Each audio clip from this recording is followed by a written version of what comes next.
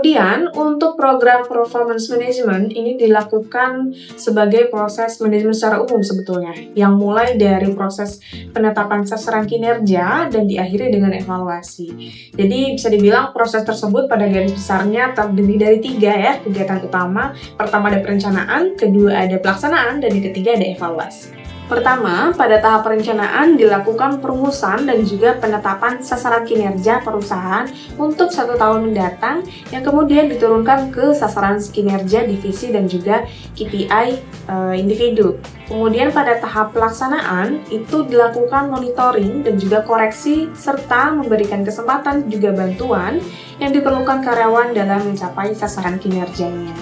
Di sini juga kita bisa bicarakan cara-cara untuk memperbaiki kelemahan yang telah diketahui dengan tujuan meningkatkan prestasi kinerja karyawan. Sedangkan yang terakhir, pada tahap evaluasi itu perlu dilakukan penilaian prestasi karyawan dengan membandingkan capaian prestasi dengan standar yang tadi sudah ditetapkan sebelumnya.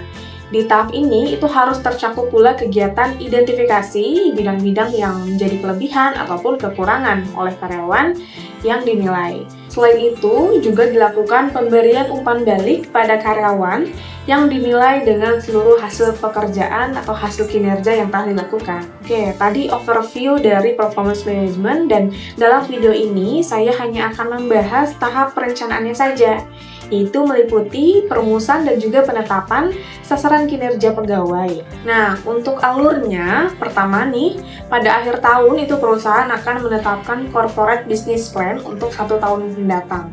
Dari corporate business plan ini, itu yang di dalamnya ada KPI perusahaan, itu harus diturunkan menjadi KPI divisi. Oke, contohnya di gambar berikut ya, ini ada contoh peta strategi perusahaan dengan kotak yang berwarna merah adalah sasaran program divisi HR. Adapun untuk detail bagaimana pengembangan peta strategi perusahaan, teman-teman bisa lihat di video lain, contohnya yang ada di bawah ini ya, terkait pengembangan peta strategi perusahaan oleh Yandita Reva Utami. Kedua, setelah pimpinan perusahaan menetapkan ataupun mengesahkan corporate business plan, kepala divisi itu harus menyusun peta strategi dan inisiatif strategis atau program kerja divisi serta KPI seluruh bawahan. Nah, contohnya yang ada di gambar ini ada peta strategi dan juga inisiatif strategis atau program kerja divisi yang diturunkan berdasarkan peta strategi perusahaan.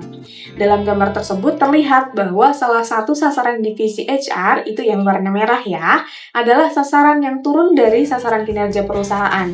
Sedangkan inisiatif strategis adalah detail pengolahan program kerjanya. Dan yang terakhir itu adalah penetapan KPI individu yang harus disusun berdasarkan peta strategi divisi, kemudian peta strategi perusahaan juga. Di sini, penyusunan KPI individu itu dilakukan pada setiap awal tahun melalui komunikasi 2 arah tentunya antara atasan dan juga karyawan terkait supaya ada komitmen di antara kedua belah pihak.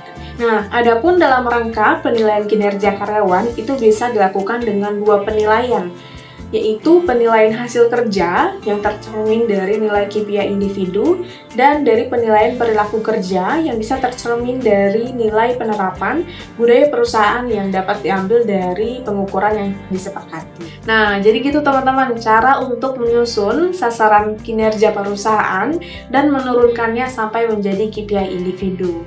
Dengan adanya sistem yang dapat memonitor dan juga mengontrol kinerja karyawan, tidak hanya dapat meningkatkan produktivitas dan efisiensi, tapi juga bisa membangun budaya kerja yang positif.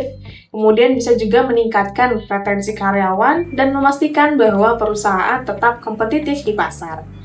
Untuk penerapan performance management yang efektif itu bisa meningkatkan produktivitas dengan memberdayakan tim untuk bekerja lebih fokus pada sasaran kinerja yang telah disepakati untuk menuju pencapaian tujuan jangka panjang dan juga jangka pendek perusahaan. Nah, buat teman-teman yang pengen tahu lebih lanjut terkait performance management atau prospekta, bisa langsung hubungi marketing CCG ya.